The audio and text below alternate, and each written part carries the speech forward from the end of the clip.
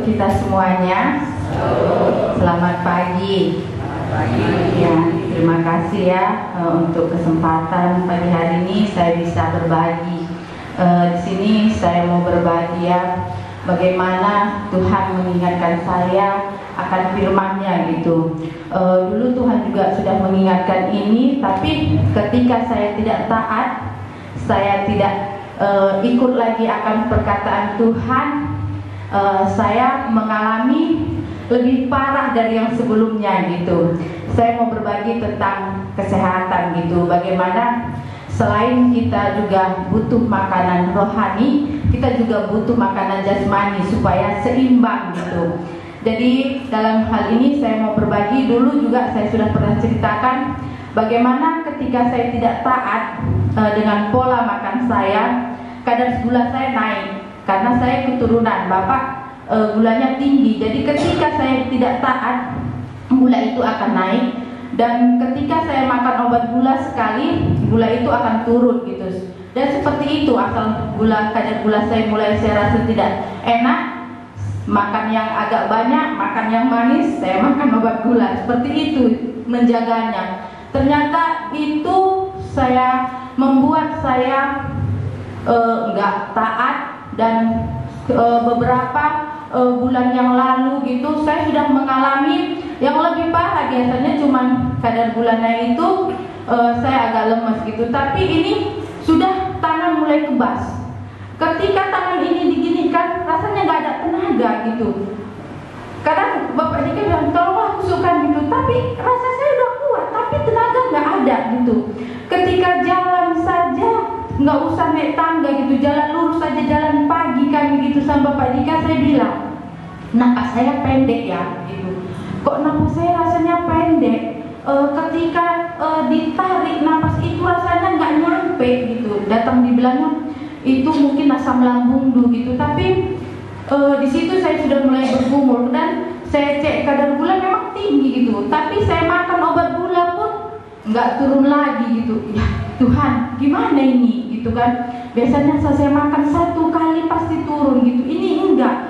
Besokannya saya makan enggak juga turun gitu kan. Itu sampai lama gitu saya bergumul. Ketika tubuh ini enggak sehat, ketika baca firman Tuhan pun udah mulai rasanya gimana ya, enggak ada lagi ya, enggak seperti yang biasanya gitu.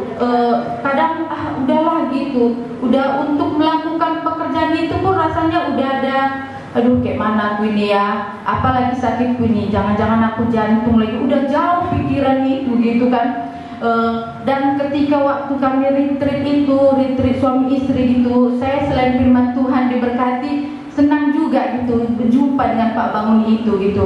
Jadi ternyata saya bilang kayak gitu, rupanya Bapak Dika pun mungkin jadi pikirannya gitu. Saya kira enggaknya gitu. Ternyata dia langsung tanya sama Pak Bangun, dia cerita gitu, istri saya seperti ini Pak kadar gulanya gitu kan. Dan Bapak itu cerita, oh ini ya ibu juga seperti itu katanya, harus bertobat itu kalau nggak bisa stroke katanya, karena sudah menjadi penyumbatan karena tangan ini udah kebas gitu. Itu jadi dia bilang gitu, cobalah berhenti konsumsi minyak, dia bilang gitu kan. Jadi setiap masak ya kita pasti pakai minyak gitu kan. Jadi saya belajar gitu dan berjumpa dengan ibu itu, dia ceritakan gitu bagaimana mengelola makanan itu yang baik gitu kan. Selain baik, tidak mengurangi gizinya untuk anak-anak gitu.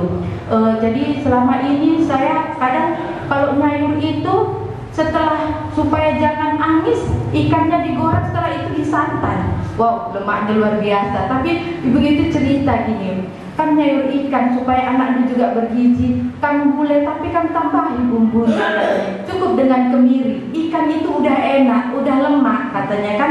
Kalau kemiri itu lemaknya kan itu lemak bu, nggak baik juga. Itu lemak yang bagus untuk tubuh. Jadi saya berpengalaman dapat dari situ gitu kan. Bagaimana mengelola makanan itu gitu kan. Kan taruh dan jeruk, pasti amisnya hilang. Jadi enak katanya.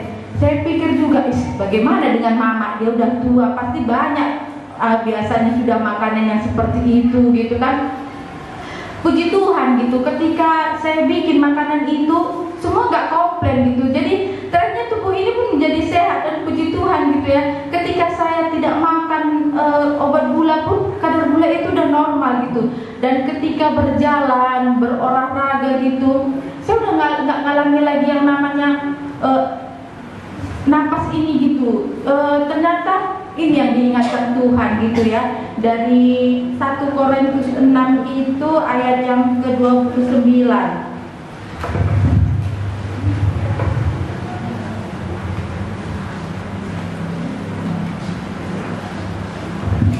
Ya, saya bacakan ya.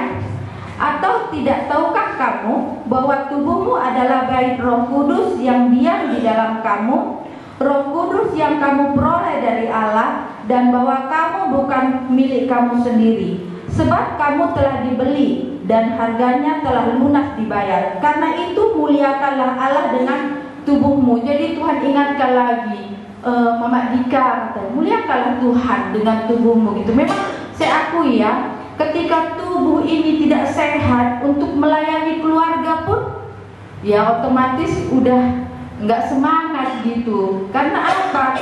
Tubuh kita ini sebenarnya kita tuh merasa perlu ditolong gitu, sedangkan kita adalah penolong gitu. Jadi saya belajar gitu, dan ketika saya ikut gitu kan PA untuk kaum wanita di Medan itu gitu kan, kami berbagi firman Tuhan. Setelah itu kami sharing tentang makanan gitu. Jadi itu menambah gitu ya wawasan gitu. Jadi kita perlu gitu, nanti ada PA ibu-ibu gitu. Di situ kita bisa sharing tentang makanan ya, makanan yang sehat, supaya bukan saja sekedar makan, tapi ada makanan yang sehat. Bagaimana mengelolanya supaya tubuh kita ini bisa sehat. Jangan seperti saya gitu, menunggu dulu sakit, menunggu dulu kadar gula itu tinggi, baru datang lagi kepada Tuhan. Tapi Tuhan katakan gitu, tubuhmu adalah bait Allah gitu kan, dan sudah lunas. Kenapa nggak kita jaga gitu? Hanya makanan rohani kita makan, tapi kalau jasmani ini nggak diperbaiki, nggak dijaga, ya akan lemes juga akhirnya gitu. Jadi inilah yang bisa saya bagikan. Terima kasih.